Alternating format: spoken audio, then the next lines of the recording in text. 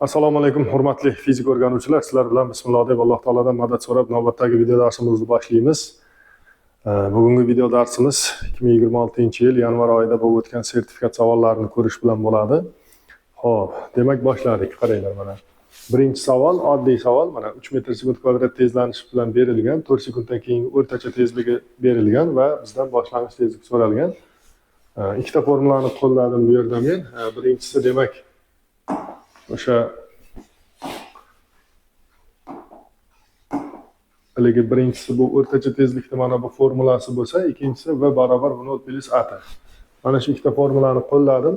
v0 plus at mana a3 t4 qo'shilgan v0 taqsim mana 2.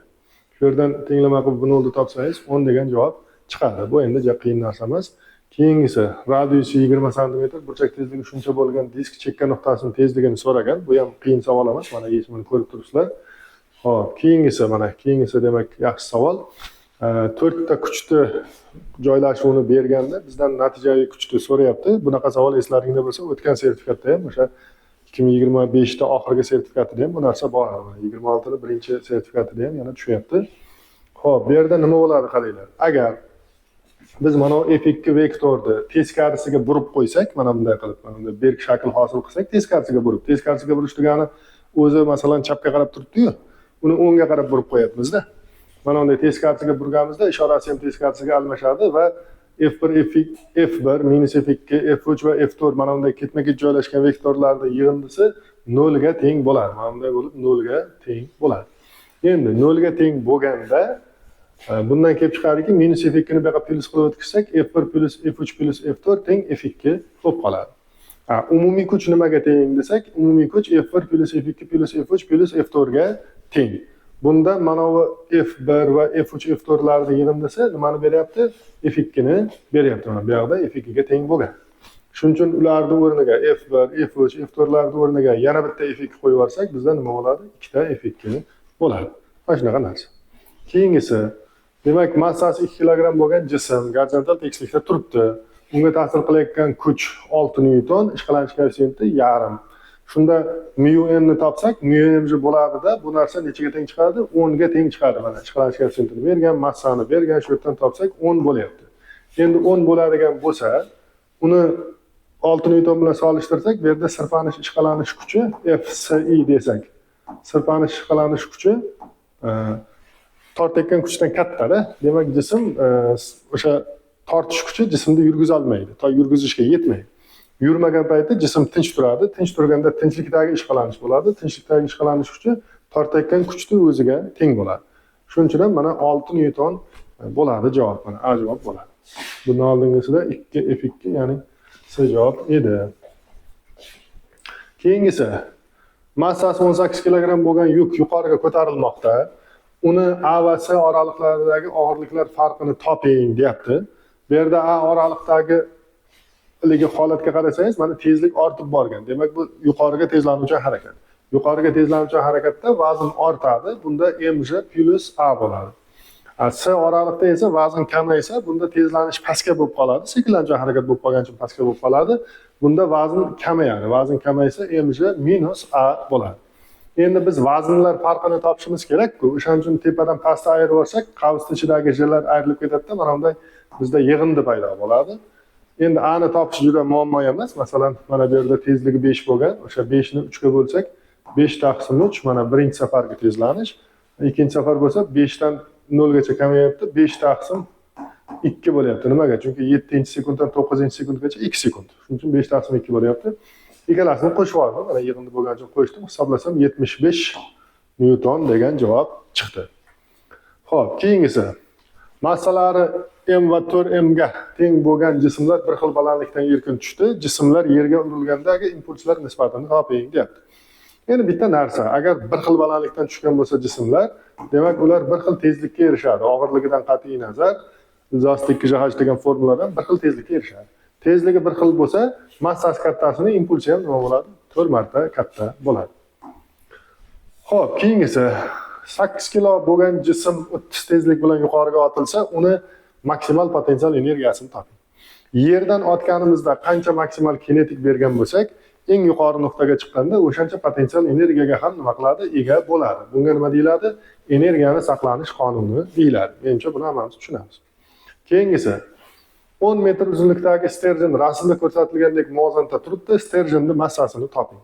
Bunaqa misollarda sterjenning o'rtasini belgilab olasiz. Mana o'rtasini belgiladik. Demak, bu yog'i 2 metr bo'lsa, o'rtasigacha yana 3 metr bo'ladi. Chunki o'zi 10 metr, o'rtasi 5 metr bo'lishi kerak. Mana bu yog'i 5 metr oraliq. Endi oraliq 5 metr bo'lsa, bu yog'i 2 bo'lsa, bu yog'i 3 bo'lib qoldi. O'rtasida nima bo'ladi? Og'irlik kuchi bo'ladi. O'sha og'irlik markazi o'rtaga joylashadi. Keyin mg ko'paygan og'irlik kuchining yelkasi 3, 60 kilogramm. Bu 600 newton-da endi shu 60 ko'paygan 10 debman. Shu 600 newton ko'paygan 2 bo'lyapti. Shundan massani topadigan bo'lsak 40 kilo chiqadi. Haligi jila o'zi qisqarib ketadi va hokazo. Xo'p, shunaqa. Keyingisi mana sal jiddiyroq masala. Demak, aytayapti, qarang, rasmda ko'rsatilgan o'sha idishda, demak, suv bor. Suvning ichida alyumin jism bor. Alyumin jism, demak, idish tezlanish bilan harakat qila boshlasa, idishga nisbatan alyumin jism qanday tezlanish bilan harakat qiladi, deyapti. Bu yerda qaranglar, birinchi masala, idish bu yoqqa qarab tezlanish bilan yursa, orqaga qarab inersiya kuchi paydo bo'ladi. Mana bu kuch inersiya kuchi. Keyin inersiya kuchidan tashqari inersial Arximed kuchi ham paydo bo'ladi. Bu F Arximed inersial deyiladi, ya'ni inersial Arximed kuchi. Inersial Arximed kuchining yo'nalishi oddiy tezlanish bilan bir tarafga bo'ladi. Nima uchun deydigan bo'lsak, haligi idish oldinga tezlanish bilan yurgandan keyin idish ichidagi suv ham orqaga intiladi-da. Idish ichidagi suv orqaga intilganda u jismni suvni o'zi orqaga o'tmoqchi-ku. Suvni o'zi orqaga o'tmoqchi bo'lgani uchun u jismni oldinga itaradi. Sen oldinga o't deydi, men orqaga o'taman deydi.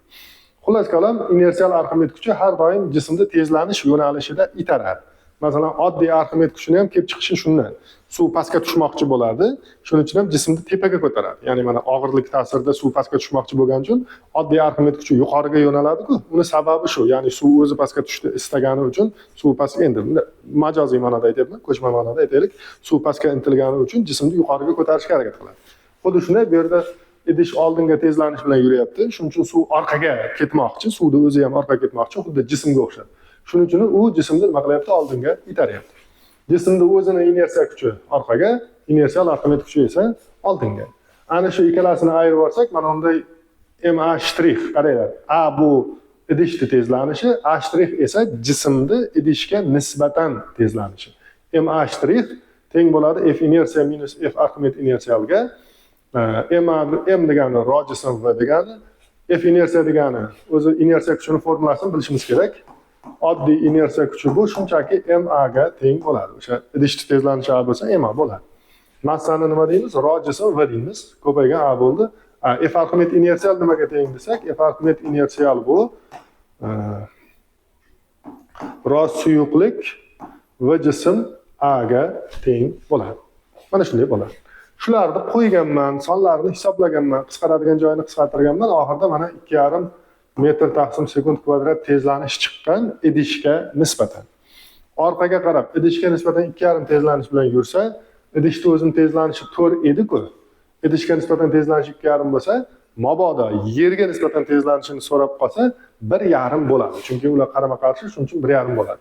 Endi hozir bu yerga nisbatan demagan, sisternaga nisbatan, ya'ni idishga nisbatan bo'lyapti, shuning uchun 2,5. Lekin mabodo mana shunaqa misolda yerga nisbatan deb qo'yganda biz o'sha qarama-qarshi bo'lgani uchun ayirardik, 1,5 degan javob yerga nisbatan chiqadi. Xo'p, keyingisi, bu 10-masala bilmadim, juda oddiy narsa ekan. Hovuzda 9 ta nasos bor, 15 minutda 6 tonna suv tortadi. Demak, 15 minutda 6 tonna tortsa mana. Bu degani 15 minut soatning 4dan 1 qismida, soat 15 minut 4dan 1 qismida 6 tonna tortsa, 1 soatda 24 tonna tortadi. Ya'ni 4 barobar ko'pda. 1 soatda 24 tonna tortadi. Shunda Z deb belgiladim, 9 ta nasos 1 soatda 216 tonna suv tortadi. Endi o'zi 1 soatimiz bor, 280 dastlabki hajm, undan 216 ni ayirsak 64 tonna yoki 64 metr kub degan javob chiqadi. Endi suv uchun bilasizlar, o'sha nima, tonna bilan metr kub bir xil ma'noga ishlaydi. Keyingisi, chetki vaziyatdan tebranish boshlagan mayatnikning amplitudasi 12 cm, ilk yarim sekundda amplitudani yarmini bosib o'tgan, keyingi 4,5 sekundda qancha bosib o'tadi deyapti. Endi bu yerda bunday, mana shu misolni ko'rib olamiz. Shu bilan men tugatgan bo'ladi. Xo'p, bunday. Mana chetki vaziyatdan jism boshlagan harakatini, chetki vaziyatdan boshlagan, u amplitudani yarmiga kelguncha o'tgan vaqt bu davrda 6dan 1 qismi bo'ladi o'rtoqlar. Shunaqa. Davrda 6dan 1 qismi bo'ladi. Endi shuni yarim sekund deydigan bo'lsak, davrda o'zi shunda qancha bo'lyapti? 3 sekund bo'ladi. Endi bizga qancha vaqt bergan? Mana a taqsim 2 ga kelgandan keyin yana 4,5 sekund vaqt bergan. 4,5 sekund degani bu 1,5 ta davr degani. Demak nima ekan? 1,5 ta davr. Biz bilamizki, bitta davrda tebranish 4 amplituda masofani bosib o'tadi bir davrda. Shunda 1,5 ta davrda qancha amplituda bo'ladi? 1,5 ta davrda 6 amplituda bo'ladi. 1,5 barobar ko'pda. Bu narsani adashmasam o'tgan safar ham tushirdi, o'tgan safar tekshirgandik ham. Oldingi videoda adashmasam shu to'g'ri bo'lish bo'lmasligini tekshirib ham ko'rdik. Bu safar tekshirib o'tirmadim. To'g'ridan-to'g'ri aytib ketyapman. U to'g'riligi aniqlaydi. Shunda 6 amplituda yursa 72 santimetr degan javob kelib chiqadi. Men buni hozir videoni murakkablashtirmasdan shu oson qilib qo'ya qoldim. Isboti ham lekin bor.